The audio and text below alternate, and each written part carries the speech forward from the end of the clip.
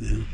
All right, so here we are on episode 3 of talking about the Crews heritage and lineage, and talking about the children of L.D. and Gardis Crews. And this, again, this video is for future generations of Crewses and the Crews bloodline, so that we can have at firsthand what exactly the children of L.D. and Gardis, you get to meet them and meet some of your ancestors. So again, these videos and this series is for future generations to look at. So again, my name is Scott Crews, and I am the son of Huelon, and I got Huelon here with me today. It is January the 4th on a Saturday, and we're just sitting out by the pool and gonna talk to you a little bit about some of Huelon's upbringings and things that he had to endure over life, and something to leave to you guys that are watching this now. So with that, we're going to go ahead and get into it. And I've got I got Huelon here with me, and I'll probably refer to him as Daddy, because that's Dad or Pops throughout the video. So but again, this is Huelon Crews. So what is your full name for ancestry type stuff? That's a good question, but my full name is Huelon L.D. Crews Jr. And if you don't think I've had a time with that over the years, first of all, I spelt my name Huelon instead of Huelon. So when I joined the Air Force, and let me back up just a minute. I've had a stroke. Christmas was a year ago. I had a stroke, so just bear with me if I'm not just right. In other words, I'm half crazy. But anyway. So anyway, your name, when you were born, that your name was actually spelled on your birth certificate Huelon, yeah. But all your life, yeah, you left the E out, yeah, and just said Huelon. Yeah, I didn't know nothing about it till I got in the Air Force, and they said you're spelling your name wrong. I said, well, that's the way I've always spelled it. So anyway, I found out, so I started spelling it Huelon. Yeah. So where were you actually born, and what was your birth date? Okay, my birth date was September 30th of 1942, and I was born in Uncle Son and Aunt Lottie's house, and Daddy was off working somewhere, and I had a midwife instead of a doctor in a log house. And if anybody's familiar with it, the log house is no longer standing, but it was just south of not Cedar Grove, but what's the name of that church up there, Scott? Whitewater Church. So you were born there in their log cabin, and that's actually, for most people, they'll know where Highway 2 is. Yeah. There above Gritney area, up there on Highway 2. So if you head on up north toward Geneva, it was probably another 4 miles up there on the left. Yeah. Out there under an oak tree, I think you told me. Yeah, they were either oaks or pecan trees. I can't remember that far back. But so you were born there September 30th, 1942. Yeah. And you were the third child of L.D. and Gardis. Yeah, that's right. And I'll tell you now, I had a half sister that I barely remember, but she moved with Uncle Son and Aunt Lottie in the early 50s. She moved with them down south to Dade City, and she wound up, I think, in Winter Haven, Florida.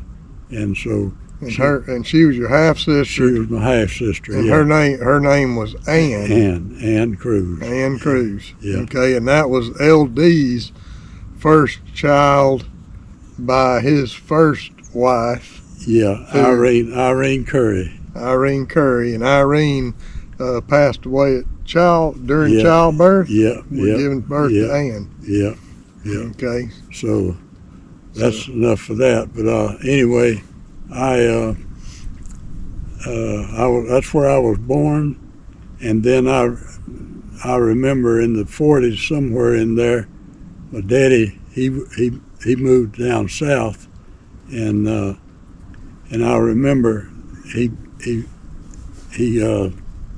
bought 60 acres of land in the old Bob King place, and he sold that to the Mr. Boyd, and then he bought 180 acres on down south of there, a couple of miles, and we'll get to that in a little bit. But so where do you know how? I'm gonna just call LD and Gardis Papa and Granny because they were my granddaddy and granny. Do you know how they came up with your name? How they named you Huelon? Because that name wasn't anywhere in the family history. I remember asking Aunt Lottie. She's the one named me, and she said, "Oh, son," said, "I had a boyfriend named Huelon," and said, "I thought that was the prettiest name." I said, "You could have named me anything besides that." and now Aunt Lottie was Daddy's LD's sister. Yeah. Okay. And so LD's sister came up with your name. Yep. Because we always looked at it, and if you look back, guys that are watching this now, if you look back at the history, you won't see the name Huelon anywhere in our family tree, if you will.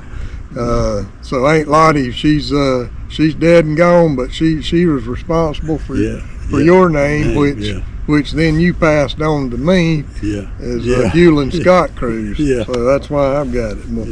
Well, good deal.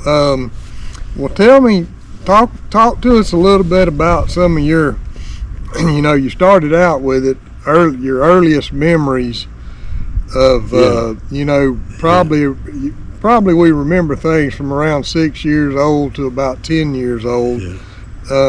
What do you remember about those days?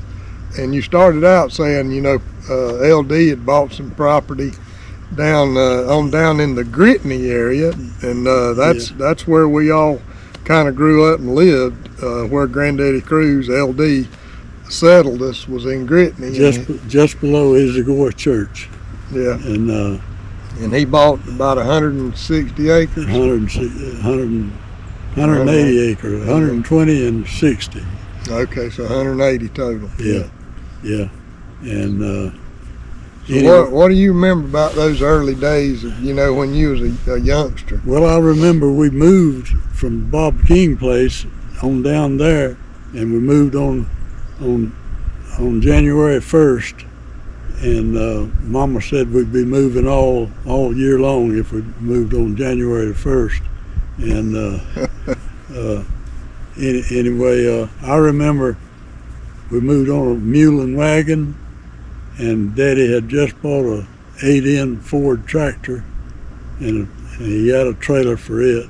So that's what we moved on. I remember sitting on the back of that mulling wagon and had a long stick and playing with it going down the road. Down the dirt road? Yeah. And I also went to church, went to school halfway of my first grade at Isidore School. That was back when they had schools all over the county, and so anyway. So you were probably in that 5 and 6 year old range. Yeah. Probably 6 years old around that. Probably about 8. I think I remember it was somewhere around 1950, and I remember that. But I'm liable to jump around all over the place with this interview, but So that was y'all moved down to. He bought that property down in Gritney about probably when you were about what 5 or 6 years old, probably. Yeah, about 8 years. About 8 years old. We moved right after he bought it. So at that time there was you and Francis and Christine. Yeah, and Marie, Tommy and Clifton was born at the Bob King place, and so Marie, of course, she was born in Southport when Mom and Daddy, there was a war going on, World War II was going on, and Mom and Daddy both worked at the shipyard, building ships, and everybody used to wonder why Daddy could rig like he rigged, and he learned a lot of his rigging from unloading and loading stuff down at Panama City. All right. Well, so where did you wind up actually going to elementary school and high school at? Well, I went to Bethlehem when we used to walk. Me and Francis and Christine, we used to walk the dirt road about 2 miles from the Bob King place up to Isidore School, and I've got some pictures of it in there, and yeah. So when all y'all watching this here, that they had to walk to school uphill both ways in the snow, in the rain. yeah, That kind of happened, except it wasn't uphill. It was pretty flat land. yeah. Anyway, So you went to Bethlehem for yeah, some elementary and all your high school, yeah, and you graduated high school in 1960. 1960 Yeah. at Bethlehem. Yeah, June the 2nd. June the 2nd, 1960. Do you remember anything about Granny and Granddaddy or L.D. and Gardis? Did they have any education at all? Daddy had a 3rd grade education, and I don't know, Mama never did say she couldn't do much reading and writing, but I tell you one thing, you couldn't beat LD out of a dollar bill. He knew how to count. You could ask him a question about mathematics and he would tell you right offhand, and him with a 3rd grade education. And he went to school up at what little bit he went up there to Cedar Grove. That's where I'm going to be buried at, and Cedar Grove, while I'm got that on my mind, there's on both sides of my family, the Barnes side, Mama was a Barnes, Gardis Barnes, and Daddy, they go back, everybody's buried there from my great-granddaddies on both sides, right on up. Of course, Daddy had brothers and sisters that's not buried there, but my daddy and my granddaddy and my great-granddaddy is all buried there in Cedar Grove. Yep, and that's right there on Highway 2, not far from the Gritney community up there on Highway 2. And we talking about Gritney a lot.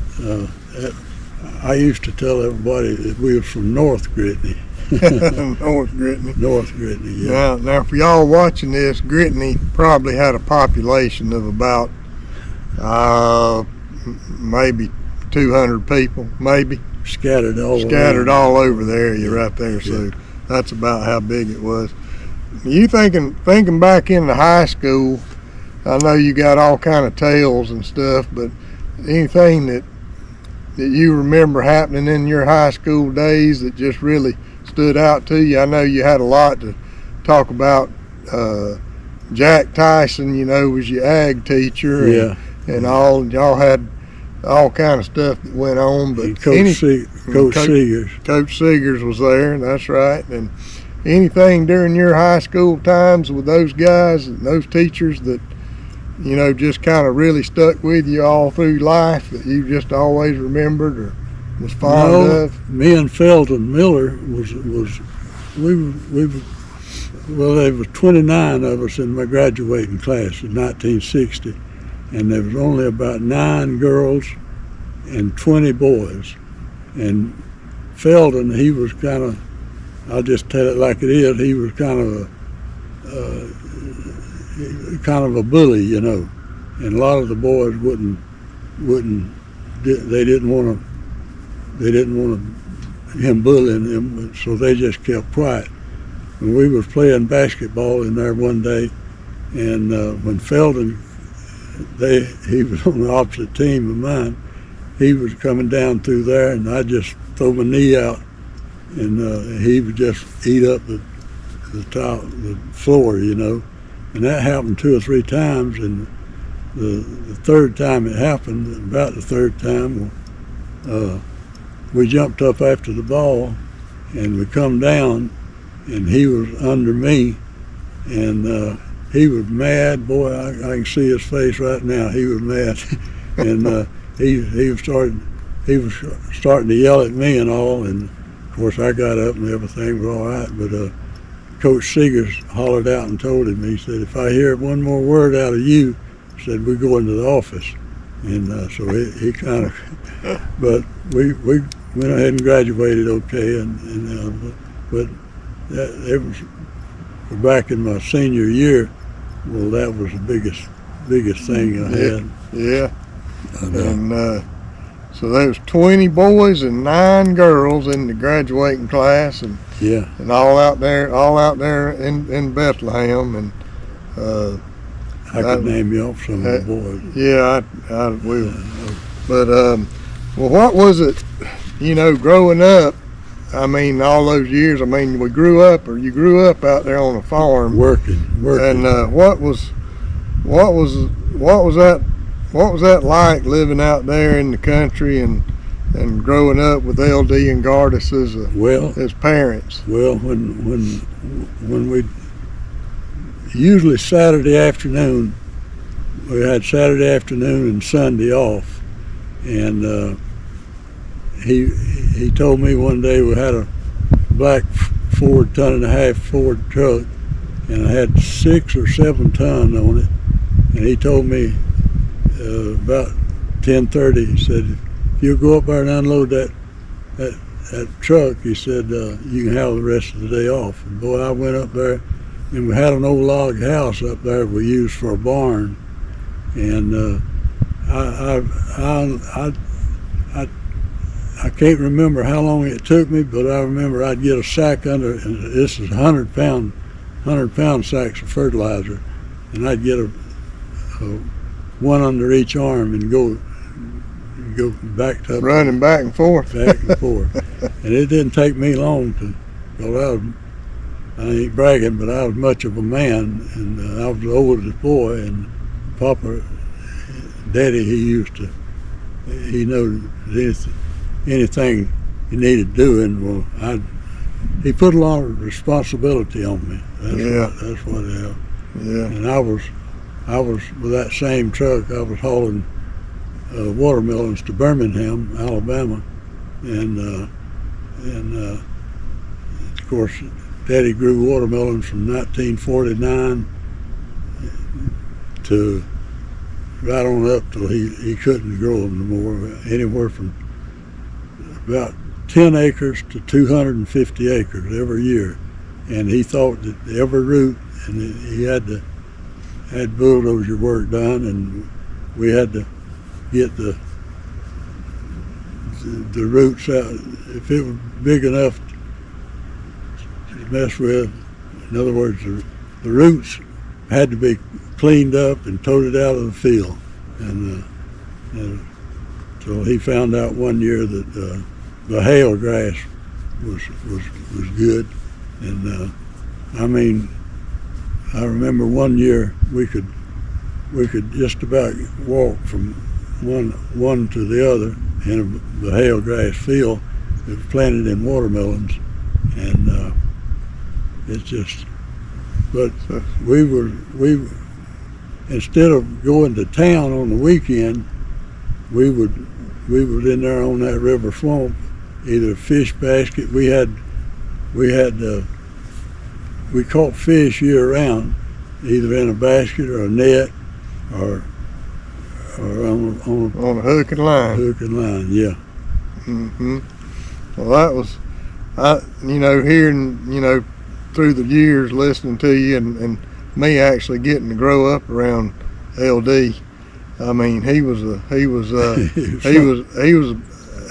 real huge man, but I think I've told a lot of people that he had his hands, y'all. I mean, he had hands that were like, yeah. I mean, he could have been a doggone NBA basketball star or football star.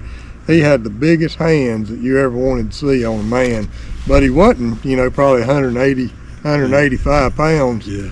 At his prime, but I used to joke with him when he was alive, and I was, there at the house with LD. I'd joke with him, and I say, you'd rather fight somebody than love some woman or something, He was a hellion. He was rough and tough, but he didn't ever think about safety. About safety of doing anything, a job that he was doing. If he was hooking a tractor up to an implement to plow a field with, I mean, it was just rip, roar, get it done, and that's just the way he was. And he was a minute man. Yeah. Everything had to be done. Daddy called him the minute man. It had to be done like that. I mean, he wanted it done now.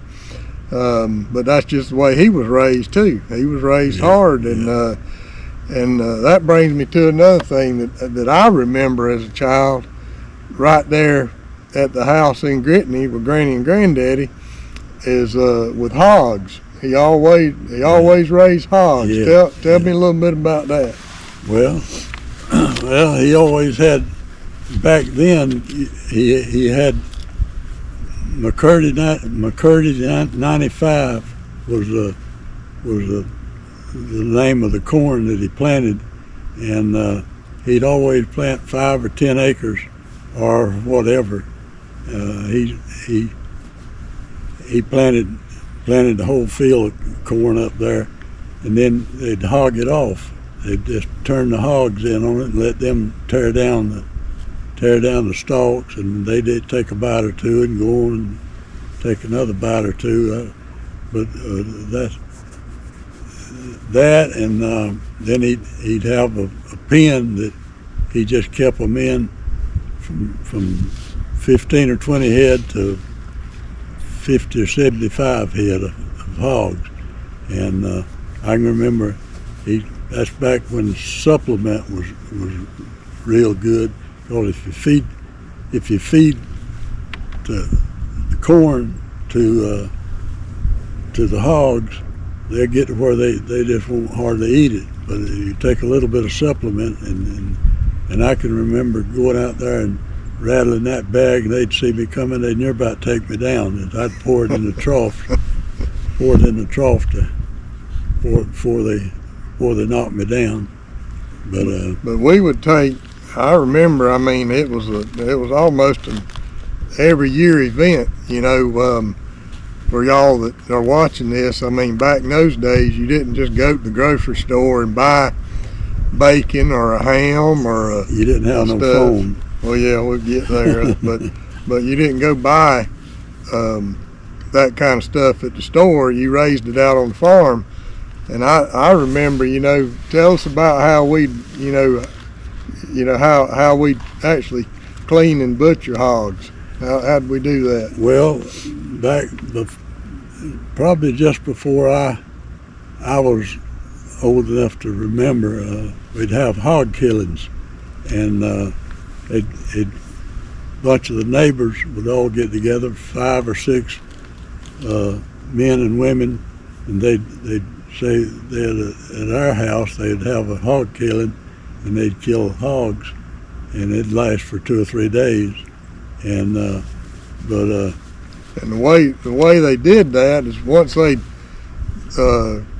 kill the hog and butcher it, or before they butchered it, they had a 55-gallon drum, and they would tilt that drum off to its side like this down in a fire pit hole and have a fire around that drum.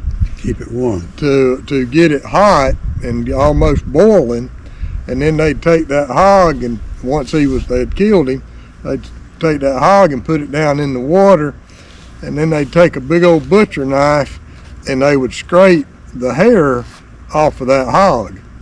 And that's how they'd get that hog, the hair off of it, is by boiling it. And I remember doing that whenever I was 5 and 6 years old, when LD was still, doing that kind of stuff. Yeah. And we would get all the hair off of it, and then they'd butcher the hog and get the guts out, and then they'd process the meat. And he'd take if Mama weren't helping him, me and Daddy would just about do the butchering outside, and had a table whenever we got all the hair off of him and the guts out of him. He'd hand me some of the backbone and say, "Go in there and let your mama start cooking this." So it was fresh. Yeah, and she'd put some rice on the rice and him, backbone. And it was good. Yeah, well, that's growing up with them out there. I mean, for all the folks that are watching this years down the road, I mean, LD and Gardis worked off the land, and he had multiple talents, jobs, whatever it did to make things ends meet back then. I remember, I mean, he worked in the logwoods, pulpwooding, logging. He raised, I'm talking, like you said, anywhere from 5 acres to 150, 200 acres of watermelons. So he was doing that. He raised hogs. He farmed. He pretty much did everything. And I think later on in life he actually ran for a daggum county commissioner there in Holmes County. Yeah, it was 10 of them. 10 of them were running, and the incumbent was Tobe Relaford, and he told it around. He said, "Oh, I can shoot pool half the time and do something else part of the time and beat that scrub," he said. And that was when tractors were starting to come. People was getting out of the mule business, and they had tractors, and Daddy was out politicking, and he would stop if there was a fella out there in the field plowing his tractor or didn't know how to set his tractor up or plows up and all, and Daddy'd climb the fence and beat it over there, and then when he set them, he'd make a round or two for the guy. And the guy asked him, he said, he put his name and picture in the paper with his overalls on. And the guy would ask him, he said, "Are you the fellow that put your picture in the paper with overalls on?" He said, "Yeah, that's me." He said, "Well, I was going to vote for you anyway." So he won that election, and one of the things that came out of it is that highway going up through Gritney got paved because of some of LD's work as a county commissioner to get that road from dirt to pavement going up through Gritney Highway up through there. Yeah, I remember that was one of the big things he did there. About what year did you actually when did you actually leave home, back? Okay, I stayed 2 or 3 years more than I was supposed to, in other words, but I didn't know what I wanted to do. And the draft, I was about to get drafted in the Army. And my brother-in-law, the one that married Francis, Bob Paulin, he was in the Air Force, and so I decided I'd go to. So I went up to Dothan and took the test, and I passed the test, and then Daddy took me up there when I was about ready to go off, and so I went to Lackland Air Force Base and then come back, and got sent to Charleston, South Carolina, and the Vietnam War was just starting up good then, and so me and my roommate up there, we decided we'd volunteer and go to Vietnam, and he said, well, said, if I look at it like this, said, we get $65 a month extra hazardous duty pay, and he said it's only for a year. He said if we drag around him, get sent to Philippines or somewhere else, he said that's an 18-month to 2-year tour, and so we didn't want that, and so. So you went to Vietnam in was it 66? Yeah, about 65. 1965. Yeah. And did some time over there. And while you were in the Air Force in 65, you was making about how much a month? Well, I remember one time I was making $72 a month. $72 a month. Yeah. That ain't an hour, y'all. That's a month. Being in the Air Force as an airman, and while he was in, he was a C-130 prop mechanic. He worked on the old C-130 gunships and worked on the props. Well, I can name off the A1E. It was like a Piper Cub. It just had 8 bolts holding it on, and then the O1E, and then the U10, and then I'm going up the ladder as far as bigness goes or whatever. But then A1E, it had a 4-bladed prop, and then the C1 123, and then the 130, and the Goonie Bird, the old C-47. It was the first gunship they come out with over there, and then they upped them to the C-130, and. So you probably left home for the first time around 1964. 1964. When I went in the Air Force. When you went in the Air Force. But right out of, I'll catch y'all up a little bit of what happened. Right after he got out of high school and graduated, he went over to Chipola Junior College for a few semesters, and got up one morning and was going to catch the bus to go to Chipola Junior College, and he told LD, he said, this college stuff just ain't for me. So what did he tell you? Yeah, he said, if we go in there and change clothes and go with me. He said, go change clothes and come on with me. We go into the logwoods. Yeah. So there for about those 3 or 4 years right after high school, you worked around the house there with LD and Gardis and doing logwoods and farming and whatever else. But went in the Air Force, and then you came back after you got out of Vietnam. You came back and got stationed at Brookley Field down around close to Mobile, Alabama. Yeah, it was in Mobile. In Mobile. Yeah. And they were closing that base down. The only that's about a year I went down. And I'd go home every. In other words, if I wanted a 3-day weekend, me and Lucy, which I married her, Scott's mother, Lucille Sellers, and me and her would go back home. It was about 150 miles one way, and so. And then you decided somewhere along that time that you were going to get out and move back to Gritney area. Yeah.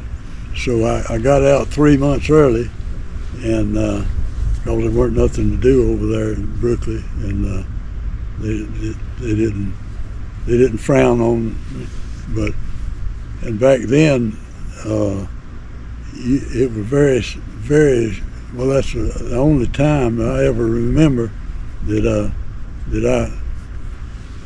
and I had a friend that was in the engine shop down there, and he told me, he called me one day and said that I'd made staff sergeant, and that's the first time I'd ever heard of a staff sergeant being made in 4 years, because the rank in the Air Force was just about hard to come by. Yeah. I got you. Well, just in a real kind of brief thought process of this question I'm going to ask you is about, how did growing up with parents like LD and Gardis, how do you think they prepared you for life? Well, like I say, Daddy put a lot of responsibility on me, and I knew when I was 16 years old, I was way ahead of a lot of other people that a lot of your peers and classmates. Yeah. In other words, I knew how to do stuff and all. In fact, one of my I remember this. One of my ag teachers was Donnie Treadwell, and he would take us out to the farm.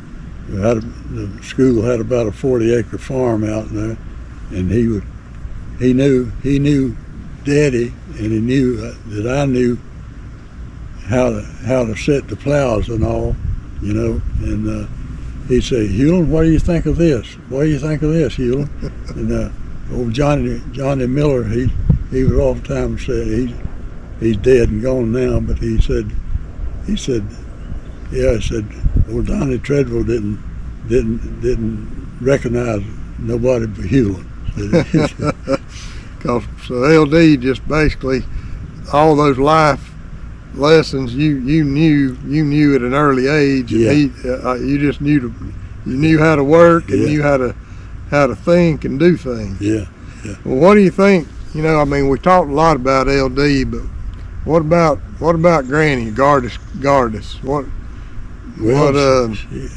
I can remember. What was she like? She was, well, everybody says it about their mother, but she was a good woman, and she had 8 kids, and she had 4 boys and 4 girls. Yeah, and I can't.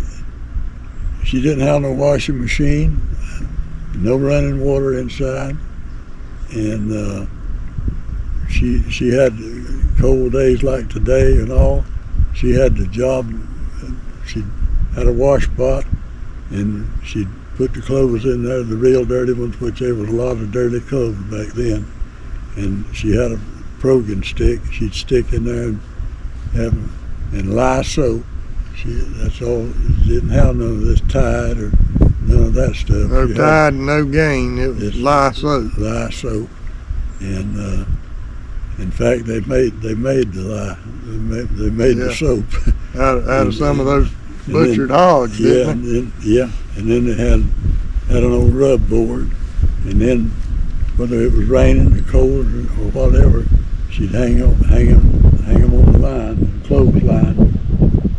There wasn't no dryer inside the house to dry your clothes. You had a clothesline in the backyard, and you had to go out there and hang your clothes across that line and let the wind dry them, or the sun, or the cold freeze them, whatever it was. And today they got, if you have a baby, they got throwaway diapers, Back then they didn't have throwaway diapers. You had to wash them out with all that mess on them. All that poop and pee on them. Yeah. Rewash them and reuse them. Yeah. I'll be darned. Well, and Granny Crews, I think you said it early on, her last name was Barnes. Yeah. And her daddy was a preacher. Yeah. Assembly of God preacher. Assembly of God preacher. So and you could hear him for as long as you could hear anybody, you could hear him preach. Yeah. Well, I got two more questions I was going to ask you, and number one was I know one of the four girls died early on. Yeah. And that was Marie, and she was next to the youngest of the four girls and Marie. Tell me a little bit about Marie, because she was just an important part. She was just joyful. I mean, she was laughing half of her time. If she was up during the day, she was laughing, cutting up, and carrying on. And she got pancreatic cancer when she was 32 years old. She died when she was 32 years old in 1977. And she didn't smoke or didn't drink or nothing like that. Who knows what caused it? Yeah. But she had cancer, and her and Larry was living down there in Ocala at that time, and she'd come up to Mama's and stayed 2 weeks vacation with Mama. And when Larry come and got her, she had one of them spells. She was hurting so in her chest and all, so she was hurting so bad, and he carried her right on to Gainesville, and that's when they done exploratory surgery and found out that cancer had covered her liver and all up. But she was 32 years old, and had little Larry. We called him. He was about 3 or 4 years old, and then Kelly was about 5 years old at the most. Right. And, well, it's part of the heritage of what we're talking about, and all the kids of LD and Gardis, and talking about LD and Gardis. We wanted to make sure that Marie was included in all these episodes. We're going to do 8 episodes, and this is the 3rd episode, and we're going to go in order by order of how the kids were born. So we'll do Francis, and then we'll do Christine, and we're doing you, and then Marie. So this will be the third episode here that we're talking about it, and we want to make sure that Marie is included in everything we talk about, because she was definitely loved, and we miss her, and cancer is just a thing. Maybe by the time that you people are watching this, 100 years from now, maybe there's a cancer or a cure for cancer. Was there anything that you'd want the folks that are watching this, and this hopefully Heath will have some kids, my son, your grandson, hopefully he'll have some that'll carry on, and later on down the road in 100 years, hopefully somebody will be watching this. Is there anything you've been thinking about you'd want to say to these generations down the road? There's so much. Like I say, this stroke hurt me a lot. I can't remember nothing much anymore. But like I say, I just remember things different times and all. But I don't know of anything that jumps right out at me to mention. But anyway, I could tell you, growing up farming, LD, this is just one thing. If he was over the back of the field and needed something, a hammer or something or other, he'd say, "Son, run and get me so and so." He meant run there and run back. That's why I called him a minute man. And then he would say, they're starting to do something around the house, and he'd say, "Gardis, where's my hammer?" "Right where you left it, LD." Yeah. He didn't put his tools up, did he? And, well, goodness. Well, I know we just wanted to kind of preserve some of this stuff, and that's what we're doing here for you guys, is preserving some of those memories and sharing that with you, so that hopefully you future generations that are watching this 100, 150 years down the road, instead of just having something like ancestry.com or something like that, where you can look back at who your great-grandfather was, or great-great-great-grandfather, or great-great-great aunt or uncle, or whatever it may be, that you actually can hear it firsthand, because we're here with them today. And that's what we wanted to do with this, was to talk to each one of L.D. and Gardis's daughters and sons about growing up there, and what L.D. and Gardis was like, and what their life was like, so you could see and hear firsthand what it was like. So we appreciate you guys being with us and watching this today. And again, there's going to be about 8, maybe 9 episodes of this, where we're talking with all the brothers and sisters. And let me interrupt you while I've got it on my mind. Is I remember when Mama cooked with a wood stove, and if you don't think raising a bunch of young'uns and cooking, getting the wood up to burn in the wood stove. And I remember also when the lights come out, when electricity come out, well, they would, that's the reason they called it a light bill.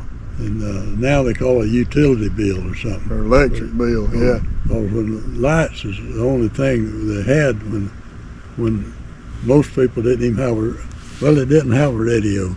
And didn't have a radio or refrigerator or nothing that ran on electricity. No. So when you were very, very young, when electricity came out to the rural area, all you had was lights. That's right. That was the only thing the only thing you had in the house was you had a few lights. Yeah. And so one in each room. Yeah. So the old timers back then, they referred to their bill that they got, they called it a light bill. Yeah. So if you ever hear that, that's the reason why it's called, they called it a light bill. Like probably for y'all now, there's no telling what it'll be called by the time. And I can remember when at the Bob King place, when we moved there, when it rained, you'd go around on the bed and putting a boiler or something other to catch the raindrops. Raindrops. Because the roof was leaking. Yeah. Well, that's a good deal. We may, if we think of something else we want to share on this, we may splice it into this video later on. But thank y'all for tuning in and watching. And we, I forgot to mention that Daddy here is, he was born in 1942. So today is January the 4th of 2024. He's now 82. And like he said, at 81, he had a stroke here at the house, and it kind of messed his right side up with his grip and his walking, and a little bit on his memory. He can still remember stuff, but I'm just glad we were able to get some information for y'all to see today. So y'all stay tuned for episode 4, and we'll be back at you later, and thanks for watching.